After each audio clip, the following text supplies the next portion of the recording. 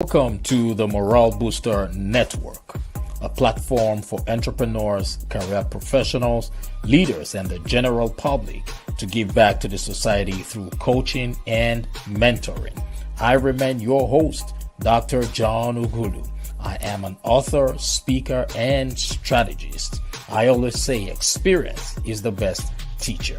You can stream or download this podcast from YouTube, Spotify, iHeartRadio, Apple Music, Google Podcast, Player FM, and Pandora.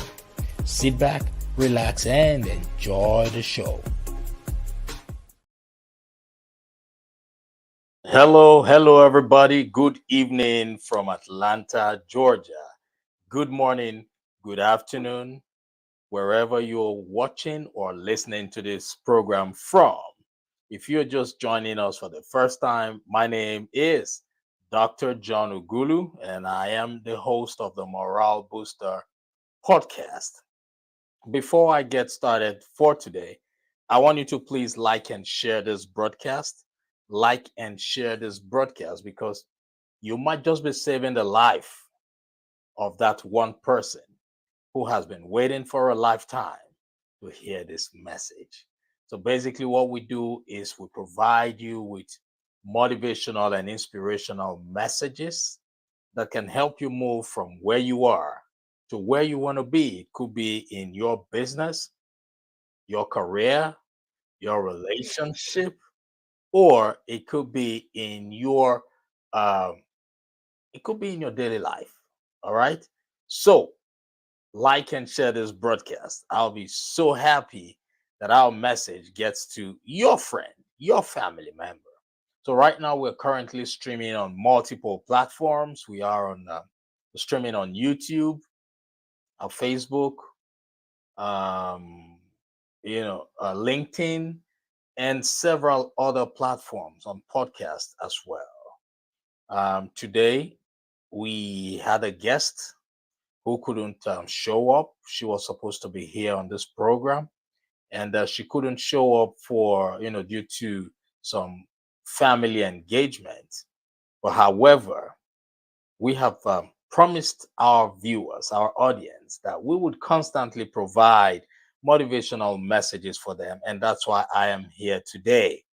So my question for you who's listening to me right now is, how are you? How is life? I will be here with you for another 20 minutes, and I promise not to take much of your time. It's going to be about 20 minutes. And this 20 minutes will be life changing. It will be life changing for you who's a leader.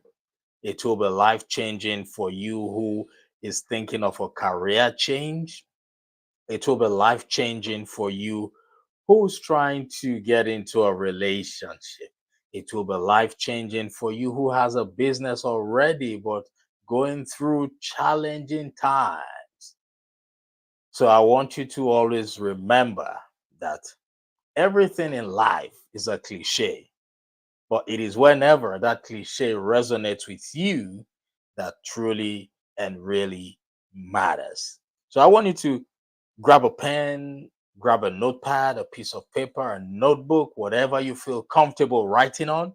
And this is going to, this message I have to share with you right now is going to have a lot of information that would help you move from where you are to where you want to be. So thank you so much for your time. And I promise not to take much of your time. So I have a question for you who's listening to me. And my question is, what habits or associations do you need to eliminate in your life? Think about it.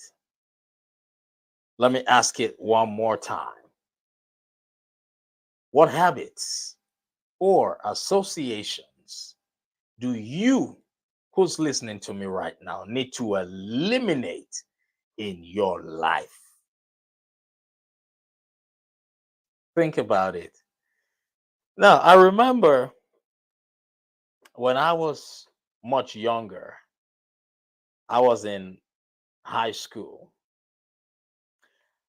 My dad had a plot of land that was free, and that land was just directly beside the house we were living. And for some reason, I would always walk through that bare land. And I was always thinking, hey, I could do something on this plot of land. I was still very young. I was like maybe like 12 then. Yeah, I was like about 12 years old. But one day it occurred to me that I could plant something there, a crop or something there. And I walked up to my dad and I said, Dad, would you be willing to allow me plant maize and yam on that empty plot of land that you have? And behold, my dad was so excited. He was so excited, like, are you kidding me? You want to plant something? Yeah, because we were already learning how to plant crops in school based on studying agricultural science. And I said, yes, I would love to do that. So our tutor had already taught us how to plant maize. And my dad asked me how I was going to get the maize to plant. And I said, Dad, our neighbor over there, he's always coming home with lots of maize, and I can get some from him and just plant. He said, okay, no problem. To cut the long story short, my dad gave me the permission, and I took maize and I planted them, the seeds, planted them. And what I noticed was that when you plant these seeds, after a while, the seed will have to die before it can germinate. That's exactly what happened. The seed, every seed you plant, would have to at some point die before it can become a tree, right? And that's the same thing about life. That's the same thing about life. That's the same thing about whatever vision you have. That's the same thing about whatever ideas you have. At some point, that's just the way the seed would have to die before it becomes a tree. Some habits or associations in your life will have to die for you to become who you need to become. And guess what? I successfully planted the maize. And after some time, it grew. I started nurturing it. And it got to a point where I had to harvest them. The harvesting season was a joyful season for all of us, including my dad. He was so excited. So, my question again to you is, what habits or associations will need to die in your life for you to become who you need to become? And I know sometimes we find it challenging to let go of the habits and associations that tend to set us up for failure. Oh, yes. But instead, what do? We focus more on the difficulties of making those necessary changes. And at some point, we get so comfortable. We get extremely, when I say extremely, we get so comfortable. We get so comfortable with the ease of staying the same.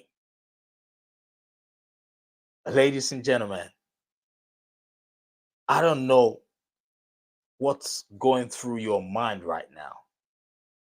I don't know what plans you have for yourself. I don't know what plans you have for your life.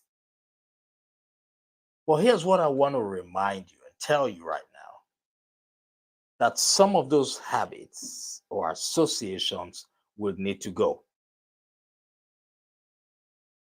And I want to share with you just 5 tips on how to make that happen. 5 tips on how to get started. The first tip is we need to conduct an assessment. Yes, we need to conduct an assessment. All right? Conduct an assessment to know what is necessary. Conduct an assessment to know those things that aligns with our values. Oh yes, sure. Without an assessment, you would feel you are doing the right thing. And what's the role of an assessment? It is to help you know if you're doing well or if you're doing badly. Although it's not a bad thing to do badly. If you're doing badly, it means you are even trying, right? But that assessment would help you understand where you are at every given point. We must learn to constantly conduct assessments of our lives. Whatever we do, if you are a leader, if you are leading a team, if you are in a relationship, if you are a business owner, if you are employed, you need to always do what we call an assessment, because that's what would help you know where you are at that point in time. Germany Kent once said, to become the best possible you, you must first focus on becoming a better you. Yes, that's what Germany Kent said. To become the best possible you, you must first focus on becoming a better you. And how can you become a better you if you don't know where you are currently? So conduct, number one, an assessment. You can do it weekly, you can do it monthly, you can do it daily, whatever works for you. Conduct that assessment. And number two, when you conduct the assessment, the next thing you should do is try to figure out those that help you align with your values. Yes. Figure out those that align with your values, those that would help you stay aligned with the values that keep you going. Oh, yes. Because you yourself have to change first, or nothing will change for you. That's a quote from Hideaki Sorachi. Hideaki said, you who's listening to me who's talking to you, have to lead. Hideaki said, you yourself have to change first, or nothing will change for you. I want you to think about, I love that quote.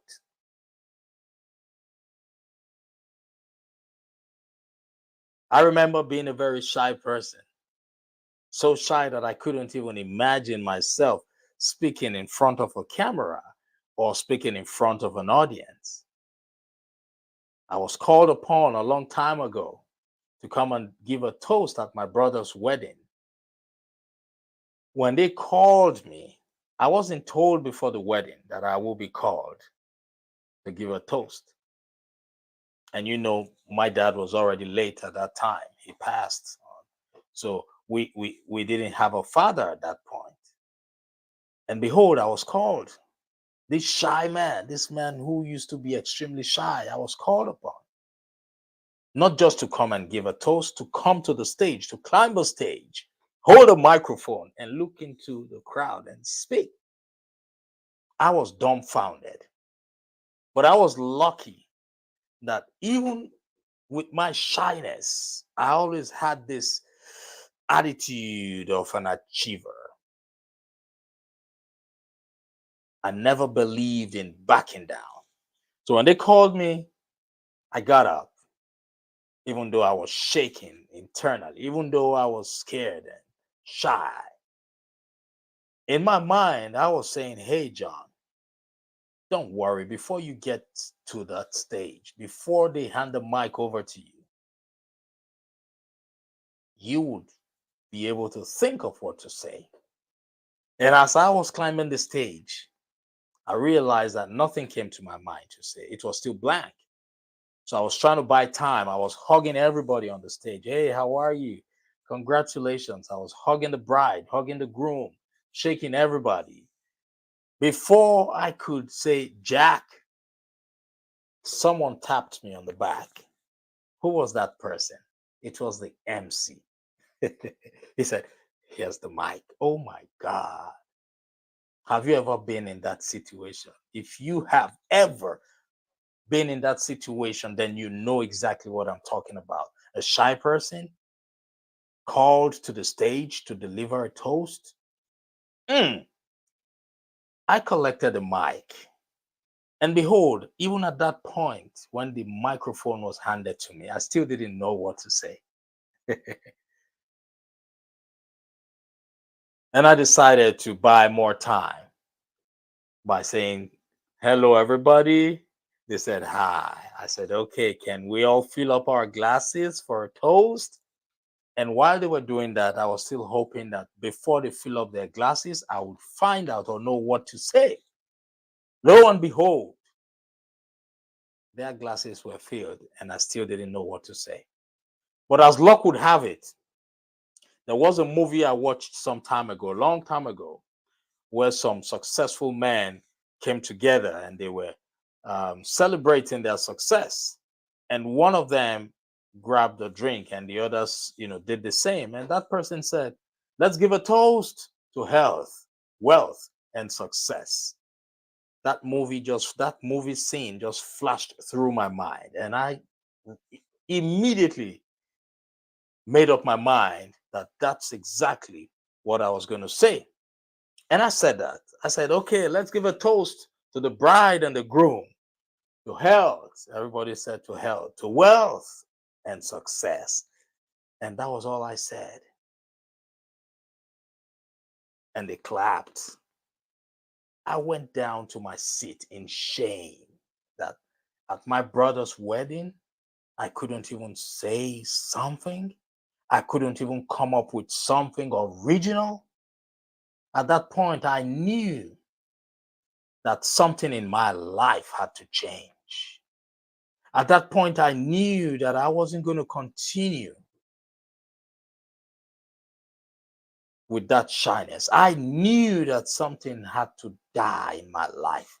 I knew shame had to be buried in my life, but I just didn't know how to go about it. And that's what a lot of us struggle with. We have ideas, we have plans, we have goals, but we don't even know how to go about it. And how is one thing, one question that automatically triggers limiting beliefs? That's why Hideaki said, you yourself have to change first, or nothing will change. At that moment, at that wedding, I knew something had to change in my life. So figure out those things that help you align with your values. And the third thing you need to do is to get rid of those that do not align with your values. After conducting the assessment, figure out what is useful, necessary, and after that, you do an elimination process. Eliminate immediately those things that would not help you grow, those things that would not help you become a better version of yourself. And what did I do?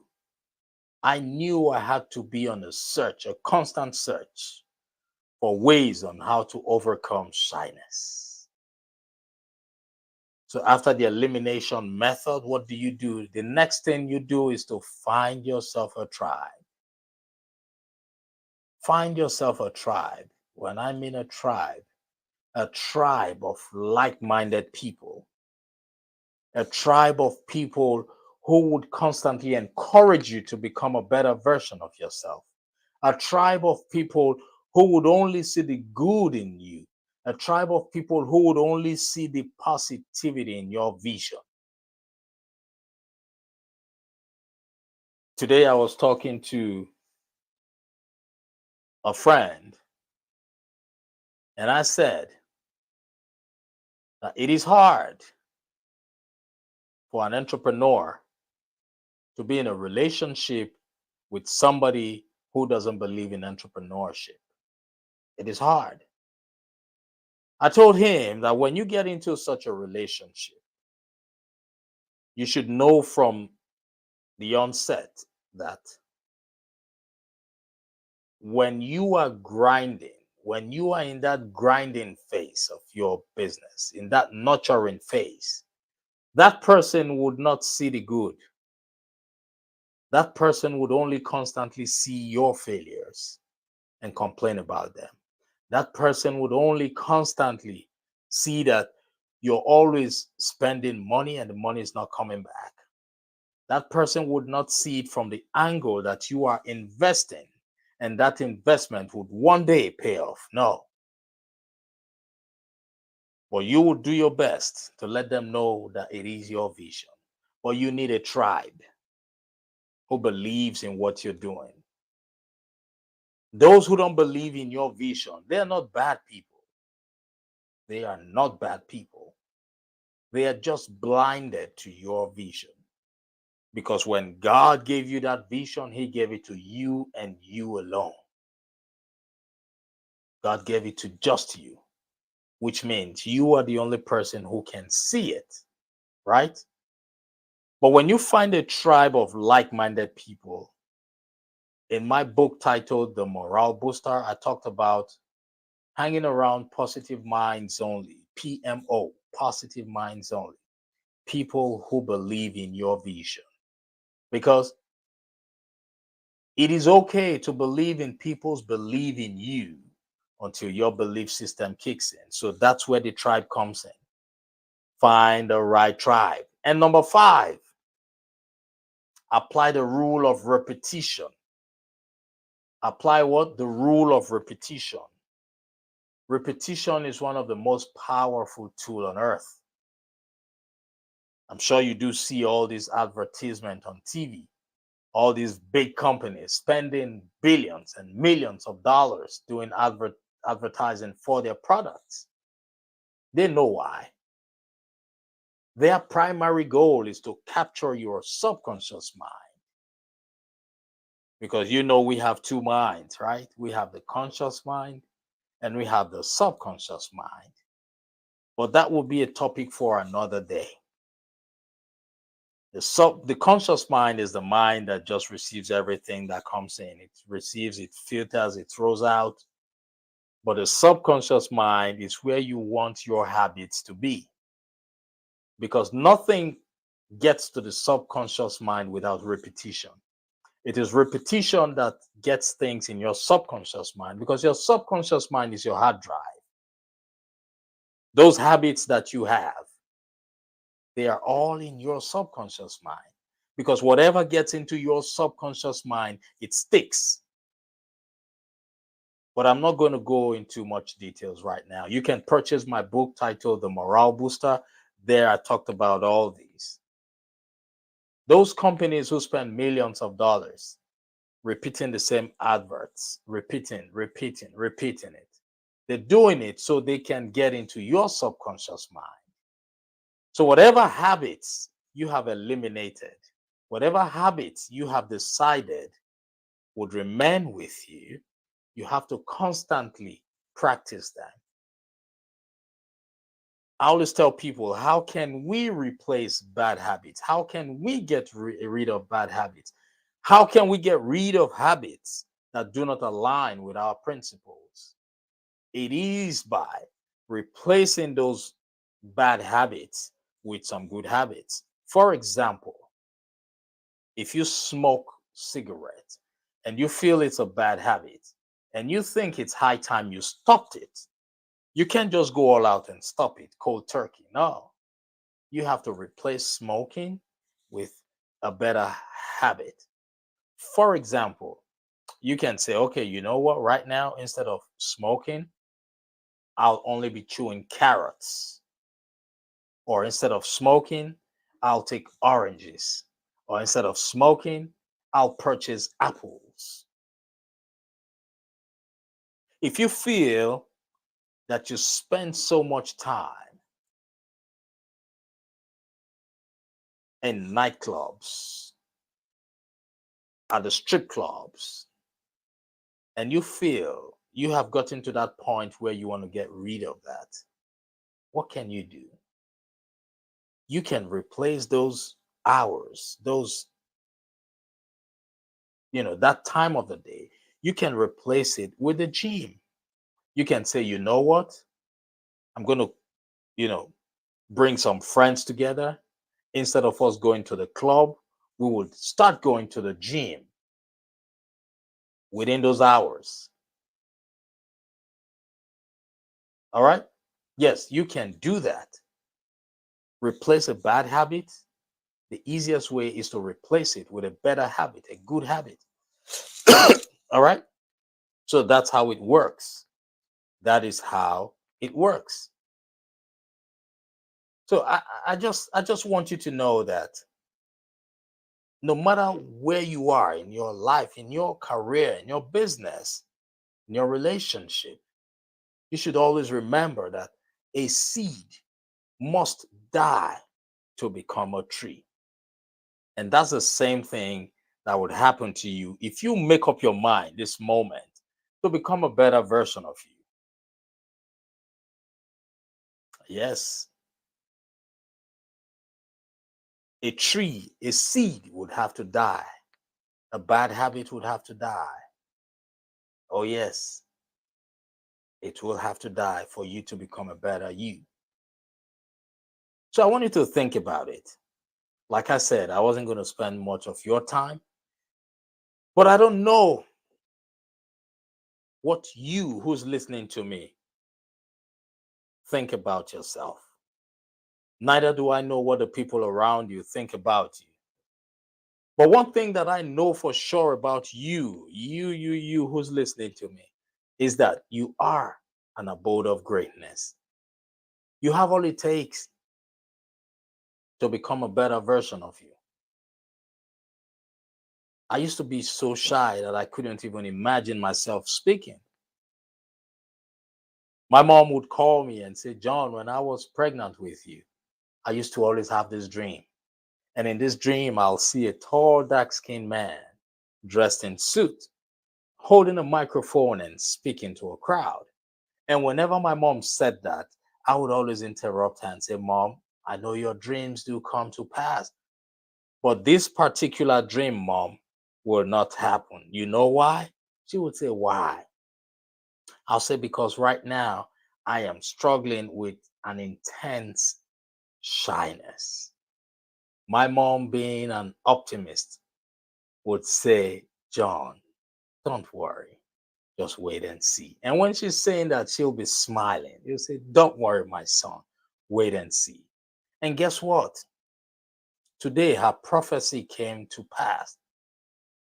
Right now, I am microphone hungry. I cannot be in a room without my voice being heard. I cannot be in a place without my voice being heard. This was that young man who used to always shy away. What happened? I had to rise above that limiting belief of shyness. I had to step up. I had to allow that seed of shyness die within me. So, my question to you again, once more, is what habits or associations do you need to eliminate in your life starting from today? Think about it. Think about it. I want you to remember that you are an abode of greatness. Today is the first day of the rest of your life. Tell the person who is standing next to you, or the person who is looking at you, or the next person you see when you step out of where you are. Tell that person that it is your time to rise and shine. Just say that. Say, it is my time to rise and shine. Take care of yourself. And remember, today is the first day of the rest of your life. Like and share this broadcast because you might just be saving the life of that one person who has been waiting for a lifetime to hear this message. God bless you. Have a wonderful weekend and be safe out there. Cheers.